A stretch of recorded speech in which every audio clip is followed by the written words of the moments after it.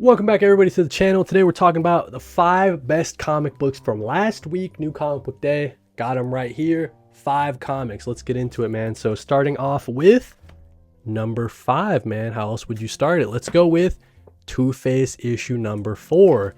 So this series is coming to an end, and that's a damn shame because it's so good. Christian Ward just killing it. I think it's Varys on the art. So I'm going to flip through this, right? And you guys are going to see some just incredible artwork. I mean, look at this. Let me get this glare out of the way. Look at how insane this art is, man. The coloring, just a very pop punk kind of colors. And it's kind of like a breakdown on Harvey Dent as a character. Really like kind of the direction of the series. Too bad it's not continuing, I guess. But yeah, if you're looking for just a really solid Two-Face series, man.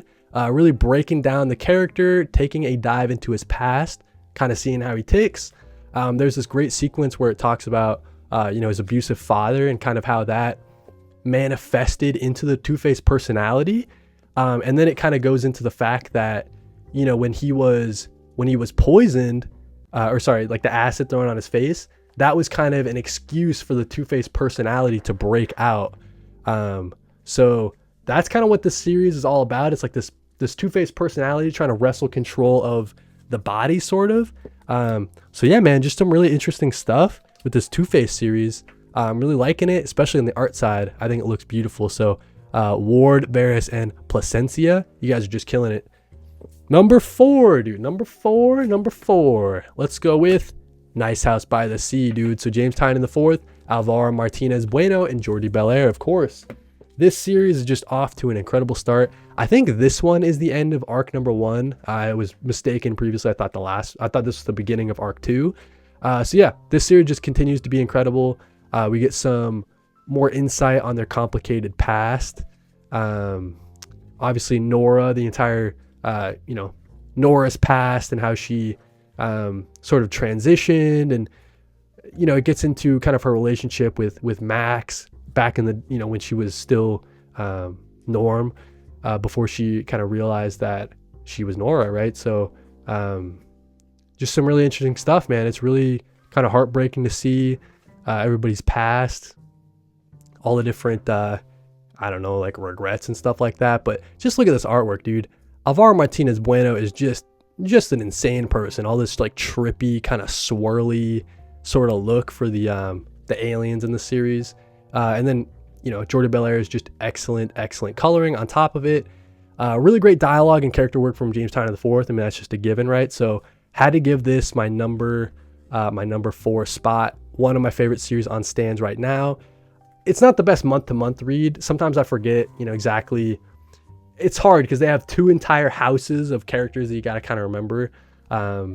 So I think this would benefit from a reread for sure, but it's not a series I can stop pulling. So yeah, had to give it my number 4 spot. Let's go with number 3. Number 3, nice. We got Batgirl number 5. This series is one of the most underrated series coming out of DC. Tate Bromble, Miyazawa. We've down there. We've got Foucher and Spicer. Wait, Mike Spicer? I have to check on that. But yeah, man. So we just get some excellent stuff from Batgirl. She is trying to, break into the organization, trying to sneak around, sort of like a spy. Really cool stuff to save her mom, Lady Shiva. So great. What is this called? The DeLuca effect? I think I forgot what it's called. But yeah, so it's like one page and showing a bunch of movements throughout. A classic. Miyazawa loves doing that in this series, and I love it too. So yeah, we just get really great just Cassandra Cain Batgirl stuff, man. She's like sneaking around this ninja organization. Like you see her in the background of every one of these panels. So like she's up there. So like that was really fun reading experience, just trying to find Cassandra Cain in each panel. So yeah, man, I'm loving this series. Great action, great character work from Tate Bromble, and just the artwork is incredible. So yeah, definitely recommend Batgirl. Hopefully this series continues for a long ass time, man. I'm loving it. Number two, let's go with JSA, dude. Jeff Lemire, just killing it. A lot of people are on the fence about this series 5 issues in, but I am all about it, dude. So I think a lot of people's concerns are like, there's a lot going on, right? So you know, in each issue in the past, we like issue 1 through 4, they kind of focused on a different member of the team and kind of what's going on with them while everything else is going on. This issue I felt like did a good job of kind of wrapping everything up, not like concluding it, right? Because there's one more issue for this arc, I believe, but kind of like tying everything together and progressing the story in a really satisfying way. So I've been loving the series. Jeff Lemire, Diego Orlotegui, and yeah, Luis Guerrero on the colors, and letters Steve Wands. Just killing it, man. Just a super fun series, and a look at the, you know, DC universe that I don't usually get just because I'm not a JSA guy. I've never read JSA before. I'm really just enjoying the series. A lot of the JSA characters maybe I know, like their power sets and stuff like that, but yeah, man, I'm just really enjoying the series. This was a cool 2-page spread right here. Really nice, kind of trippy. So yeah, man, I'm loving this JSA series. I cannot wait to see where it goes. Hopefully Jeff Lemire gets to continue cooking on this JSA series for a long time as well. I'm enjoying this one. A definite highlight from me, from DC All In. Let's talk about number 1.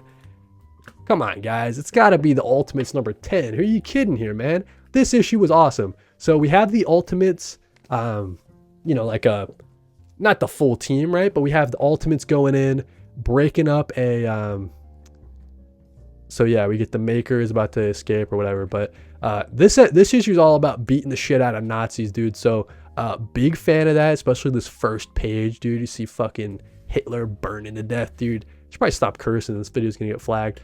But yeah, man. So they break into like a Red Skull base and they kind of just, you know, clear it out, bro. They do what the Ultimates do. I like this line down here. What does it say? What does it say? So the Human Torch is talking about how, you know, he's got all these, he has to delete his memories because at one point he didn't have enough memory to, you know, make new memories, right? So he has to delete stuff and then he can make new memories. But the one thing he'll never delete is when he killed Hitler, right? So, so yeah, just a crazy, funny, I mean, it is funny, you know what I'm saying? But really kind of just dark. But that's who this Human Torch is, bro. So we all appreciate it. But he says, Captain America says, all right, enough reminiscing about the good old days of killing Nazis. You turn the page and he says, we got some Nazis to kill right now, dude. So love this message. Dennis Camp, you're just killing it, man. Great artwork as well. Great fight scenes, you know what I mean? With the Ultimates all showing off their powers. Great use of Captain America's shield, kind of visually.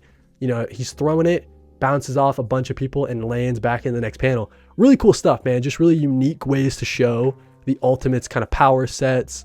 Some really tragic stuff with Namor, obviously. I won't get into that. Maybe that was a spoiler, my bad.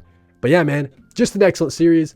The Ultimates, issue number 10. This might be the best Marvel comic book on stands. I'm going to say it, dude. For the longest time, I was like, you know, Ultimate Spider-Man is my favorite. But at what point, dude, right? I keep saying it. The Ultimates, each issue is just like a 10 out of 10 issue. But I've said the entire series. It's like, where's the series going? What are we pushing to? You know what I mean? At what point do you just say, all right, this series is the best Marvel comic on stands if every single issue is like a 10 out of 10? You know what I mean? I don't know. So, yeah, loving the Ultimates. Definitely be pulling it. Definitely check it out. But that's it, man. That's the 10 comic books that I want to talk about from New Comic Book Day.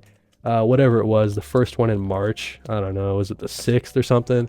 But yeah, that's what we got. Top 5 comic books. Thank you guys for watching and read more comics.